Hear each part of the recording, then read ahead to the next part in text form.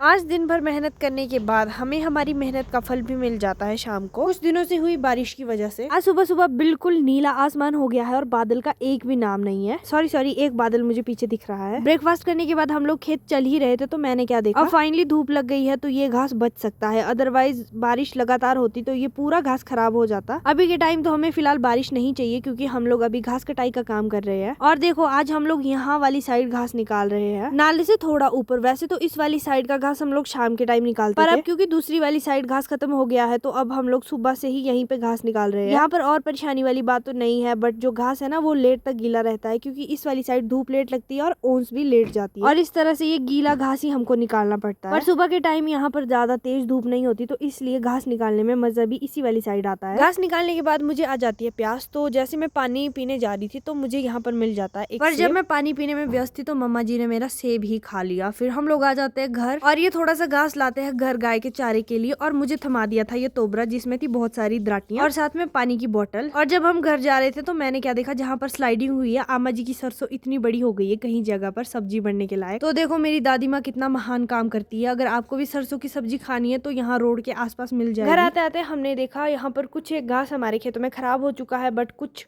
होने वाला है। उस घास को हम लोग उल्टा कर रहे हैं ताकि जो नीचे से गीली साइड है वो भी धूप में सूख जाए। लंच करने के बाद आ जाते हैं हम दोबारा से इस खतरनाक वाली जगह पर, और अभी मेरे साथ है मेरी दादी माँ। थोड़ा सा काम हमने कर ही लिया था, फिर मैं और मेरी दादी माँ थोड़े पेशेंट आदमी है तो हम लोग थक भी जल्दी जाते हैं, इसलिए हम लोग रास्ते में बैठ गए थे। फिर मेरी आमा जी मुझे सिखा रही थी ये जुट्टू बनाना। वैसे तो मुझे आ जाता है बट आमा जी को मेरा काम क्योंकि कभी पसंद नहीं आता तो इसलिए ये मुझे अच्छे से बता रहे थे। फिर जैसे मैं बनाने लगी, वैसे तो मेरे हिसाब से मैंने बहुत अच्छा बनाया, आप भी देख लो अच्छा बनाया, फिर भी आमा जी को अच्छा नहीं लगा। और इसके बाद हम लोगों ने रास्ता ही चेंज कर दिया। आमा जी दूसरी साइड ये जुट्टू बना रहे हैं और मैं यहाँ वाली साइड। हमको सुबह से दोपहर हो गई, दोपहर से शाम हो गई, रात होने को है, बट हमारा काम खत्म नहीं हो रहा तो हम लोग यहाँ पर लगे हुए हैं इन जुट्टुओं को बनाने। और आपको पता है इन जुट्टुओं को हम लोग मतलब नीचे नहीं रखते हैं, बल्कि या पेड़ में रखेंगे या फिर टांगरी में रखेंगे। जो मैं जुट्टू बना रही थी वो तो मैं पेड़ पे रख रही थी, जो मम्मा जी बना रहे हैं वो टांगरी में रख। दिन भर मम्मा जी घास निकाल रहे थे और मैं और आमा जी जुट्टू बांध रहे थे, बट शाम को मम्मा जी हमारे साथ ज्वाइन हो जाती है और मम्मी जी भी लग जाती है जुट्टू बांधने हमारे साथ। और देखो आसमान में कितना बड़ा बादल आ गया है और सूरज को इसके पीछे छुपा दिया। और अब हो गया हमारे घर जाने का टाइम भी। तो ये है हमारी आज की प्रोग्रेस। हमने तो घास नहीं निकाला, खैर हमने जुट्टू बनाए। और जैसे हम लोग घर गए तो आज हमें शाम को डिनर में खाने को मिले ये टेस्टी सिड्डू, मतलब कि हमारे दिन भर की मेहनत का फल है।